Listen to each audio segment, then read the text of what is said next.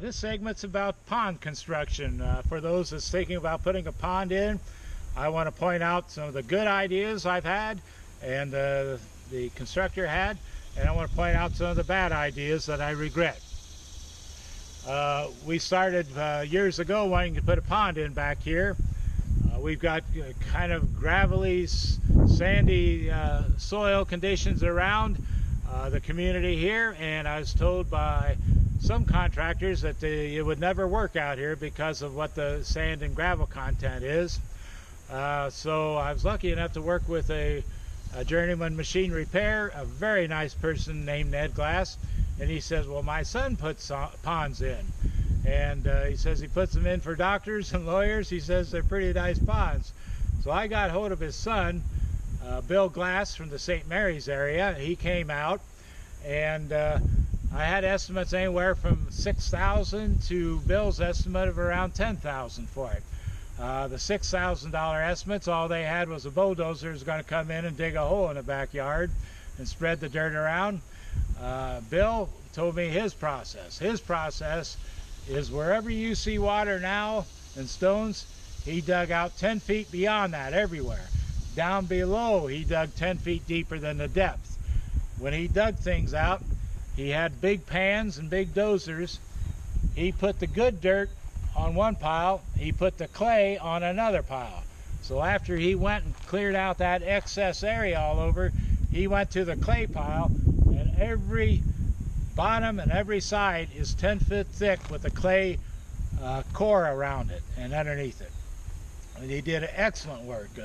Ned raised a fine son and brought him up with the right work ethics, and Ned was a fine man, and again, he gave me a good lead here. So when they brought the clay back in, we had a couple springs that popped up, and Bill said that, well, if they came through that clay, there's enough head pressure on them springs that they're going to be a good thing for your pond, and they're going to feed fresh water into it. And I find that we never have a pond loss unless it's a drought system.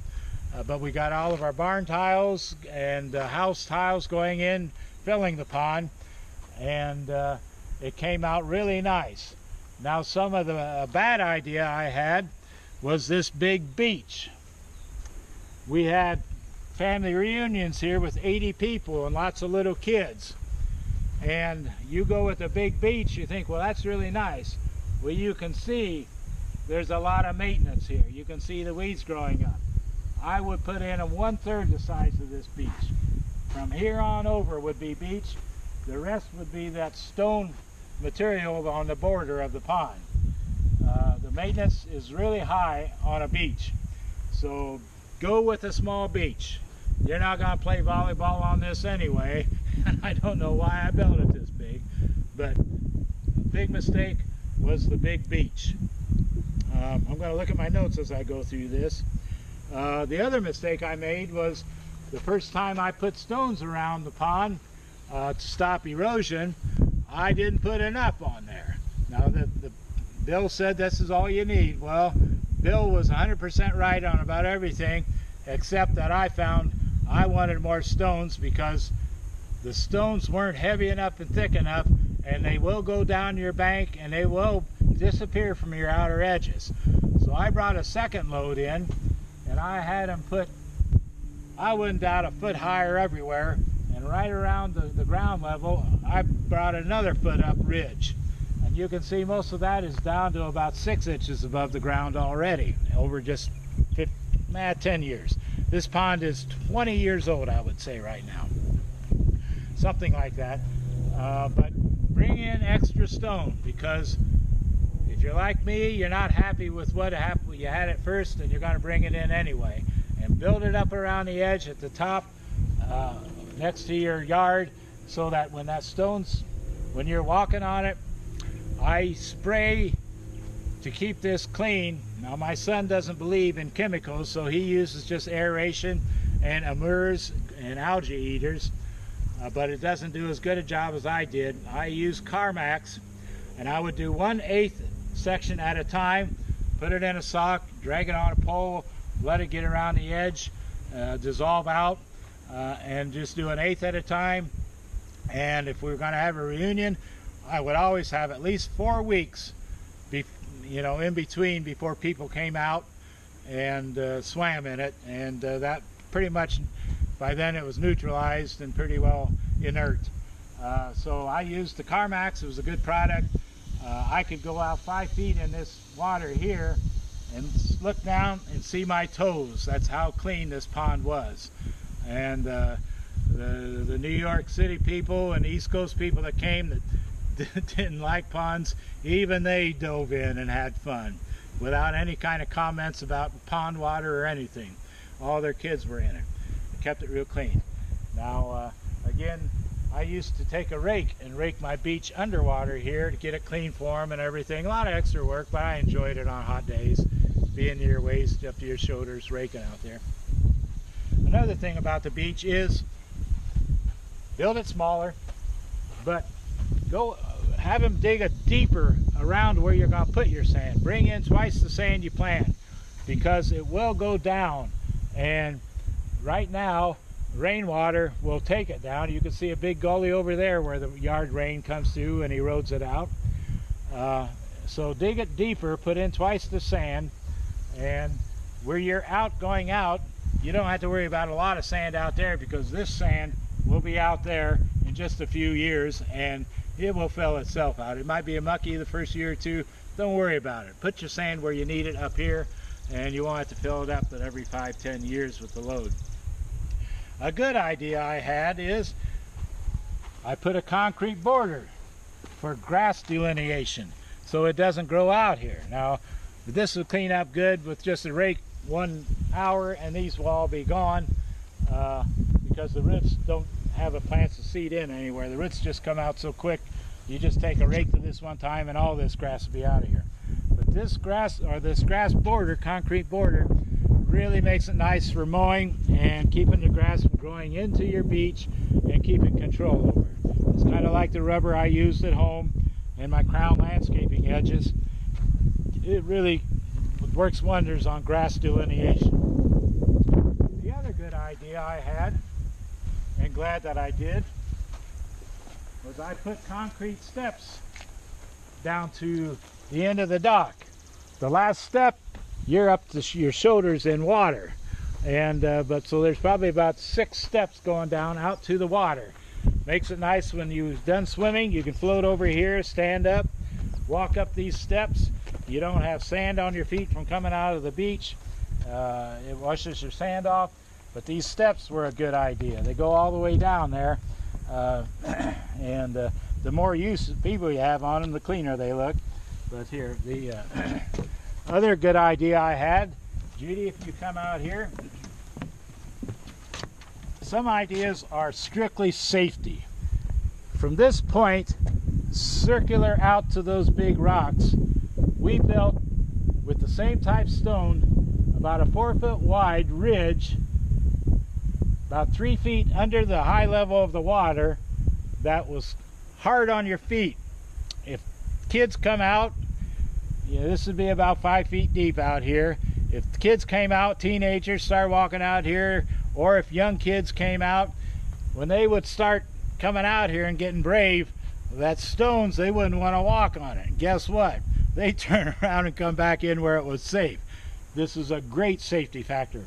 That stony ridge that's out here, that lines the where your beach stops or your sand stops, it will inhibit kids that shouldn't be out in the deep water from crossing that stony, because it's sharp on your toes and your feet, and they will come back in. The other safety thing, Bill suggested I put it where you see that pipe out there. Bill suggested that I put pea gravel out there, and that will keep the fish from spawning on the beach and bothering people. So we put pea gravel in there. I would say it comes this way 40 feet, that way 30 feet, back that way 60, 70 feet, up this way about 30 feet, and it's about 3 feet under the level of the high water. So when you're out on that pea gravel, you're up a little bit below your waist. Now, that was a great thought about keeping the fish away, But when you have 80 people at a reunion, I guarantee you, you're going to have 1 or 2 teenagers showing off that they're going to show how they're going to swim across this pond. This is a 1-acre pond.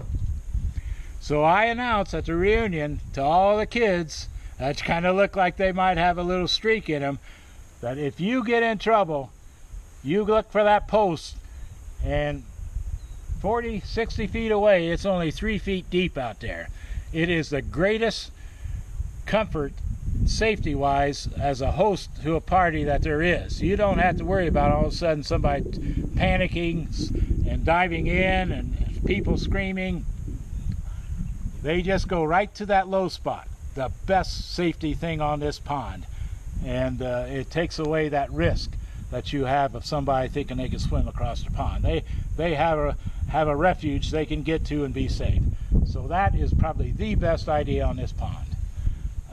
Now on the docks here, I want to talk about them.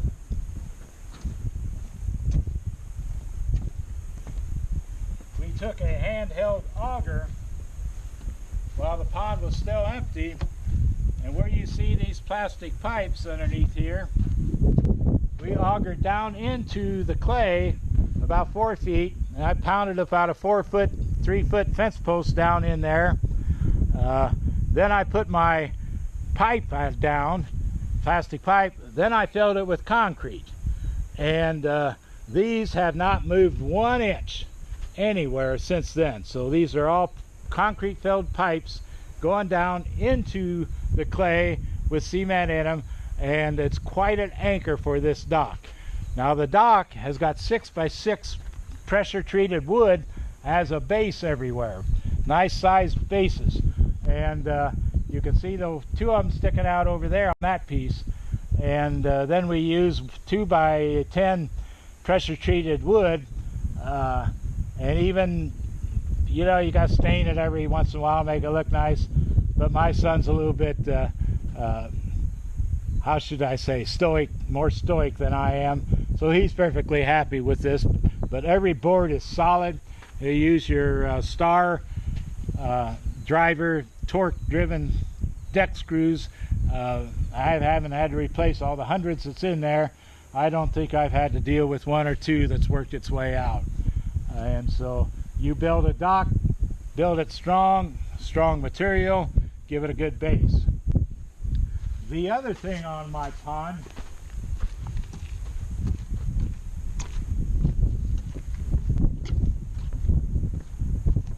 this is a flagpole system, the same as I have in my front yard, with plastic PVC pipe. He just takes the pipe down, has the flag high up on a bearing just like I do. Right now he's not flying it, evidently it got tattered and he took it down. And but that's another flagpole. We've got hose in here that we put umbrellas up for people that they can sit out here in the middle of the day and have a beer or 2 or a pop or 2 and enjoy it out here without getting baked. Again, you'll see my son uses an aerator and hammers the fish to algae eaters. That just can't keep up in the hot summer with algae. So this isn't bad, and the wind's blowing it over to this side, but most of the pond looks good. You can see our drain pipes coming out. When I built this barn, there's the electric wires coming out, and I thought if we ever wanted to put a fountain out there or anything, I put this under the concrete, so in case we did want to go with those fountain lights or something, that we have this hooked up and the wiring accessible, and we're ready for it.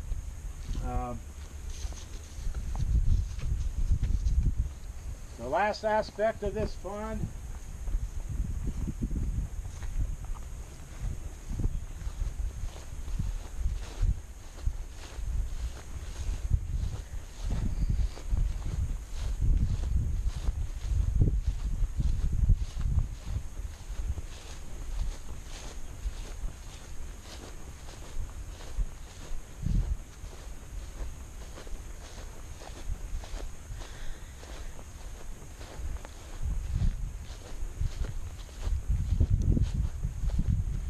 every pond has an overflow pipe, and we put one in here.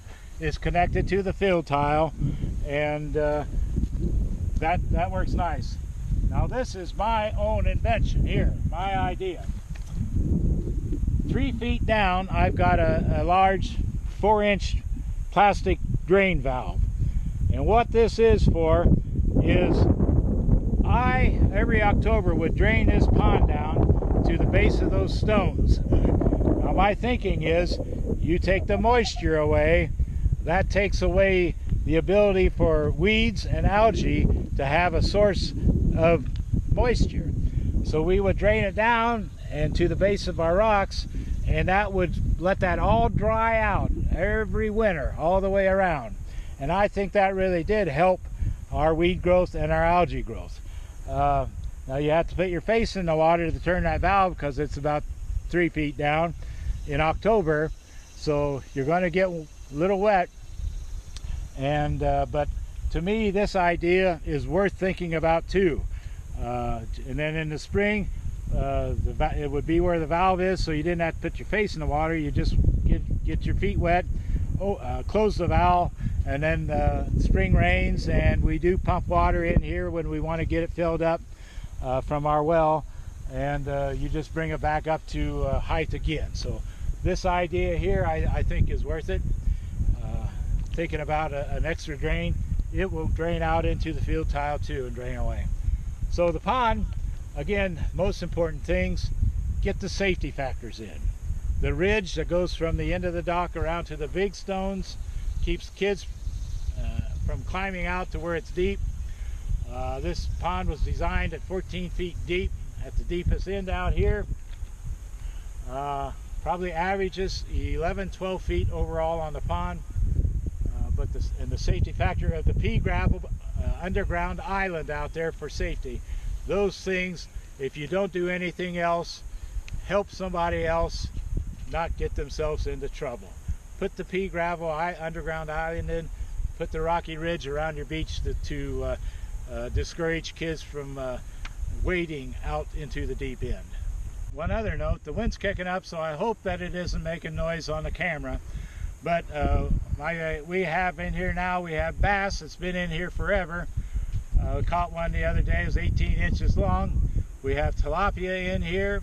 We have grass eaters, algae eaters in here. And I think my son put perch in here for the heck of it. Now, I don't think it's deep enough for the perch, but if they make it, that's great. But one thing you don't want in here, especially if you're a floater like I am on a raft, air mattress, is bluegill and crappie. They're a nuisance fish, and they will come up and nibble on your toes and nibble at you, nibble at a black mole spot you have on your skin. Bluegills are nice, they taste good and everything, but if you plan on swimming and floating, keep the bluegills out, the crappie out, and stick with the bass. I've never been disturbed in 20 years on a bass coming up. I might have been disturbed once when something got my toe, but now the other thing is turtles will incorporate into your pond too.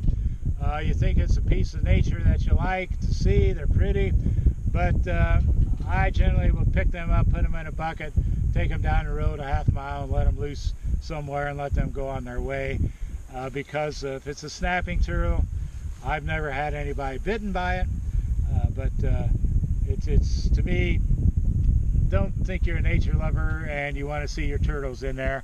If you have a chance to move them out, move them out. They will populate, and who knows what kind of trouble. Another interesting story, it was years ago, my son had a pet snake, illegally a garter snake, and he would feed it these feeder fish, goldfish.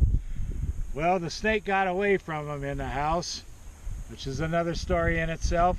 No harm came from it. In fact, we didn't have bugs around our house for a long time. It was eating bugs everywhere.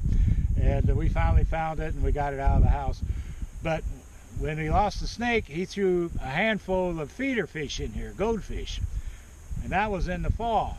The next spring we came out and we saw these big golden glistening shadows out there. So what the heck is that stuff?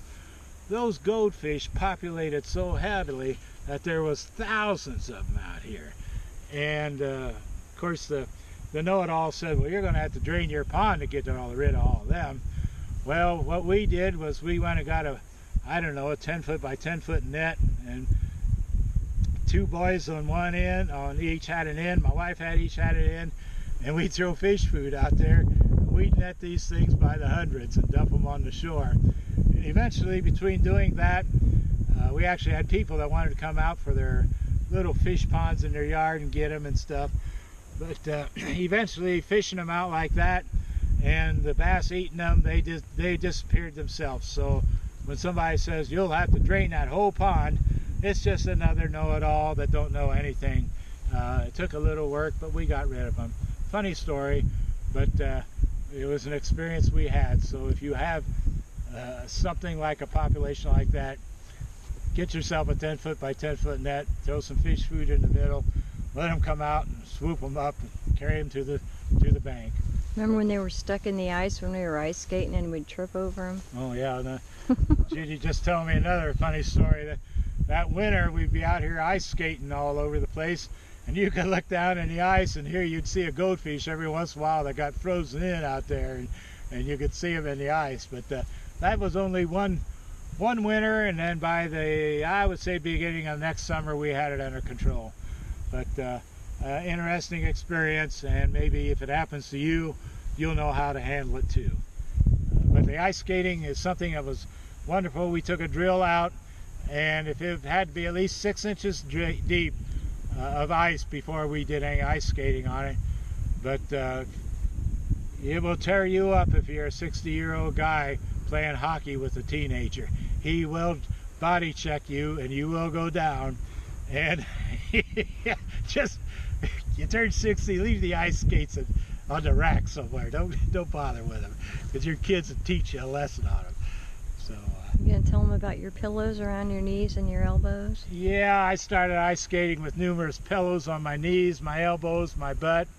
Looked like the Pillsbury Doughboy and Ghostbusters out there with all the white stuff around me. Motorcycle helmet on because I split my eyelid open and bled all over on one time, and you know, you try to keep up with the kids, but you just got to come to your senses and just say to yourself, hey, them kids are out to hurt you. Don't go out there with them. So but yeah, interesting stories, and the pond has many memories with it, and many days of enjoyment. 95-degree weather. It's constantly, only 2 or 3 days out of the year, I would say it was like a bathtub. Most days you go out, you cringe when it hits you here, you cringe when it hits you here, you cringe when it hits you here, but once you're in, 5 minutes later, you don't want to get out. That's a pond experience there too. So very enjoyable, glad we did it. My son brings his friends over for 2 or 3 parties every summer. They all thoroughly enjoy it. We have relatives and friends that come out fishing. We catch and release here.